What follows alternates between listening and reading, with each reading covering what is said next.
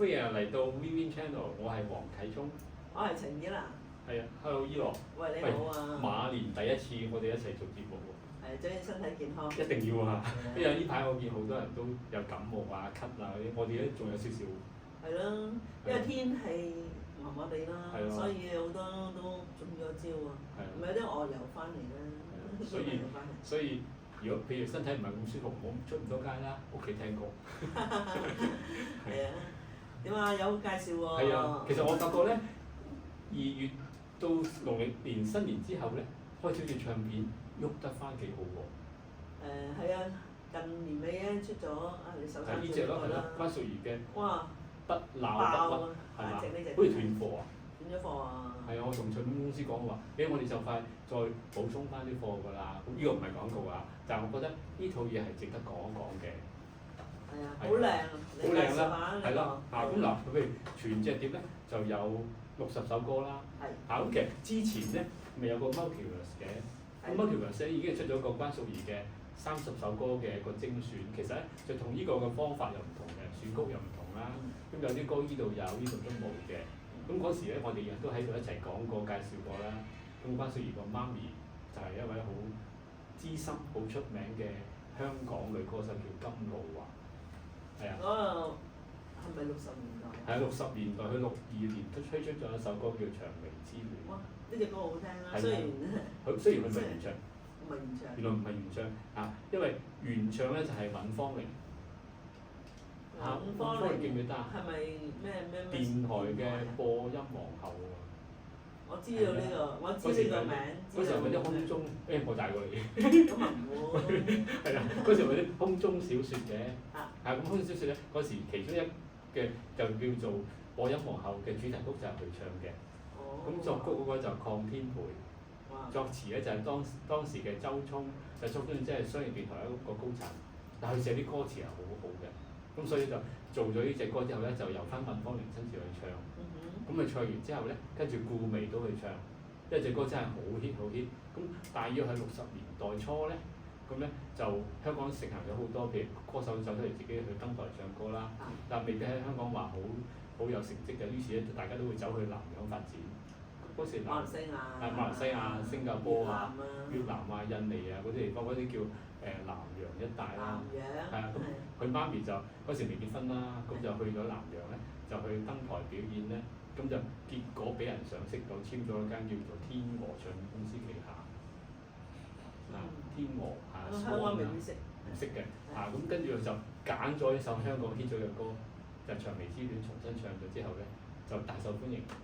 亦都係咁咧，開始佢又翻嚟香港發展，之後佢又加入當時嘅百代唱片。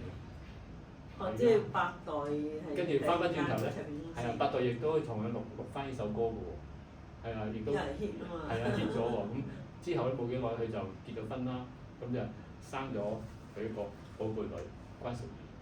係啊，嗱講咁耐，大家關淑怡同佢媽咪係之前我都喺我自己本雜誌度出過。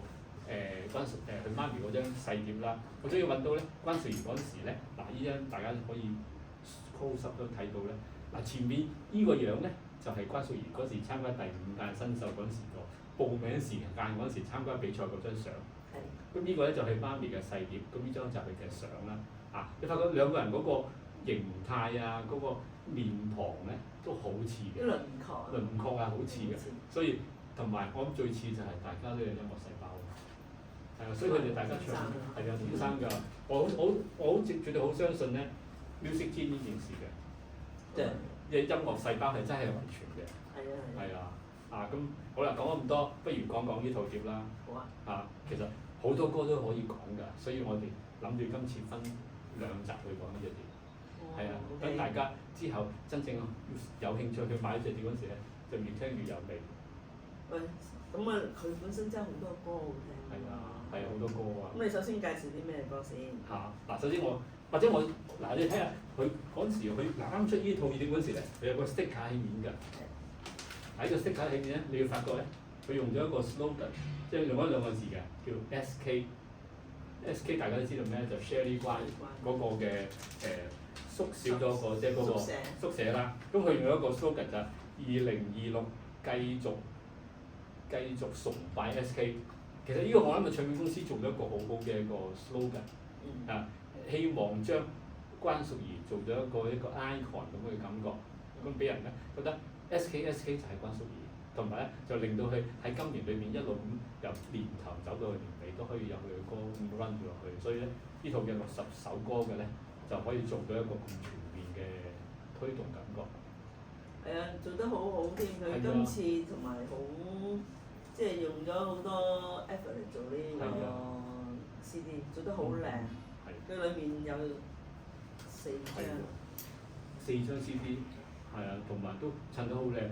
我其實覺得好鮮豔。你覺唔覺得嗱？我哋啱做完 Beatles 啦，嚇，佢亦都係用關淑怡用紅同藍嚟做配搭啦，係咪好似 Beatles 嘅紅藍精選啊？係啊，好橙色。係啊，所以佢咪好似將嗰件事再延續到香港音樂嗰度咁樣咯。係啊，我覺得幾獨特嘅一個方法嚟㗎。好似個圖書，讀書咁啊。係啊，咁同埋嗱，呢個歌詞啦，歌詞集就一齊晒咁多首歌嘅歌詞，咁即係其實我唯一有少少覺得就年紀大嘅人開始睇唔到呢啲藍色底嘅紅色字，我覺得。每次都要攞花鏡咁除低嚟睇，呢個唔關我事，唔關人哋嘅事，係關我事。係啊，仲有呢本書，係啦，仲有呢個卡仔，好似有5張嘅。5款。5款嘅，係咪好似抽籤咁樣嗰個盲盒㗎？盲盒㗎，未開㗎。你想唔想開啊？考慮下先。儲埋好啲，第日人哋話我有呢張你冇嗰張咁樣，但係拎出嚟俾你睇，我睇有冇咁都好啊。咁另外咧，仲有本好精美嘅畫冊。係嘅。真係超值啊！呢個好似72版喎，72個 page 啊。好多佢嘅靚相。係有後生細個嘅相，係啊，呢樣做佢同埋好似係順年去做嘅轉變嗰個樣嚟嘅。係啊。所以係真係好似睇住佢一路咁一路風格轉變，一路形象轉變，由最初好似鄰家女孩開始走到去比較凄迷啲。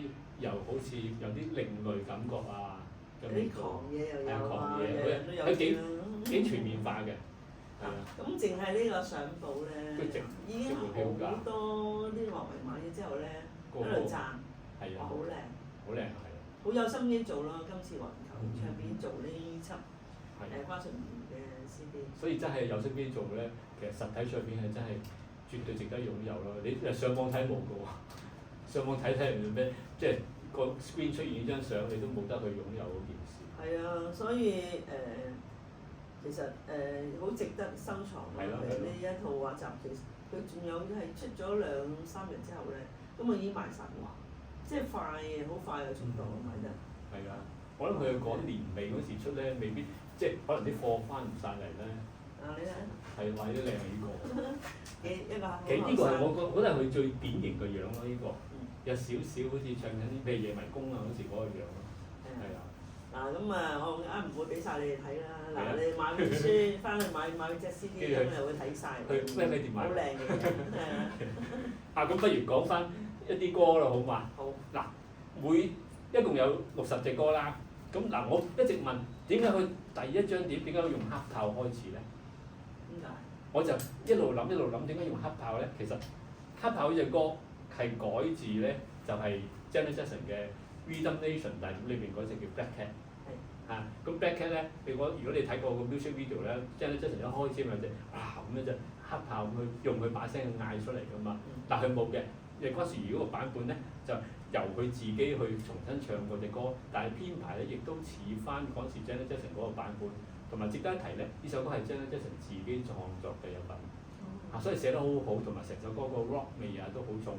而落咗去關淑怡嗰時咧，就好刻意去表現到關淑怡嗰種嘅聲線點樣去演繹呢首歌。其實唔係容易去唱呢首歌㗎，因為有搖滾味，又要係中段要唱得嗰種嘅女性嗰種中文歌嗰種味道。全首歌真係難度非常之高。咁同埋咧，到陳少琪寫咗歌寫得好好嘅，咁所以成首歌嘅進度係好有氣氛，同埋成首歌你會黐住隻歌一路聽住關淑怡點去唱呢首歌，同埋點樣去感覺到原曲嗰種嘅感覺。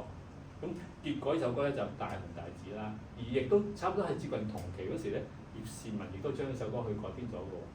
但我諗大家都唔會好記得就嗰首叫《心裏的陽光》。係啊，我諗你要開始講個名，你會有啲印象。結果係關淑怡嘅《黑豹》係贏咗少少嘅《心裏的陽光》，所以點解會擺做第一首咧？我覺得呢個算係一個唱片公司覺得嗰時一個勝利之作咯。勝利之作。所以嗰啲叫 Triumph 嘅聖杯啦。因為 hit 咗出嚟啊嘛。係啊，所以就擺做第一首有兩隻歌，係啊。咁你有一隻 hit 咗出嚟，咁啊即係已經係勝過人。係啊，咁所以做第一首歌係有佢嘅意思，同埋值得一提咧，成首歌叫黑豹啦。你會發覺聽晒成首歌，佢冇唱到黑豹兩個字。係啊，係咁寫首歌寫好之後咧，因為首歌嘅歌詞只係講嗰個氣氛嗰個環境感覺啊，所以咧一路唱到尾都諗，好似我再睇翻啲歌詞，諗唔到一個歌名係配到呢首歌嘅，所以最後不如用翻 Black Cat 譯咗做黑豹啦，所以最後就用咗黑豹啦。係其實好得意一個故事啊，所以要大家你要聽啲歌嗰時，不如揾多啲資料或者聽我哋講，係啊。其實聽你講翻之後咧，我都好有興趣再翻聽呢隻歌。係啊，即係你起碼會呢個咁㗎，呢隻歌係咁出嚟㗎。係佢哋唱得好好喎。係啊，咁其實呢個真係代表咗，譬如關淑怡由第5屆新秀出道開始，雖然嗰陣時佢冇攞過任何獎，佢當年就因為第5屆咧冠軍就係文佩妮，亞軍係許志安，季軍係黎明，佢咧就唱咗改編咗麥當娜《Crazy for You》。咁啊，我記得嗰時去睇個現場睇嘅咧，佢係唱得都有啲味道嘅，但係可能嗰時年紀幼啦、後生啦，拿捏唔到嗰種嘅麥當娜嗰種感覺，同埋太 hit 啊隻歌，冇可能同麥當娜比嘅，啲人好中意比較咁嗰陣時，所以就結果贏唔到出嚟咯。係啊，呢個其實佢揀歌可能有少少蝕底，但係咧，終於佢就憑住呢首改編將呢張成嘅歌就打開咗呢隻碟嘅第一首歌，亦都係將 Black Cat 嗰種味道帶出嚟，係值得擺做第一首嘅。係啊，我覺得你開始聽第一首，不如順序聽啦，咁咪聽第一首，咁啊好好喎，黑豹真係。係啊，咁第一隻。成個個性走咗出嚟啦。係啊。咁講到呢度，我哋不如休息一下好嘛？好啊。下次再講第2輯。好啊。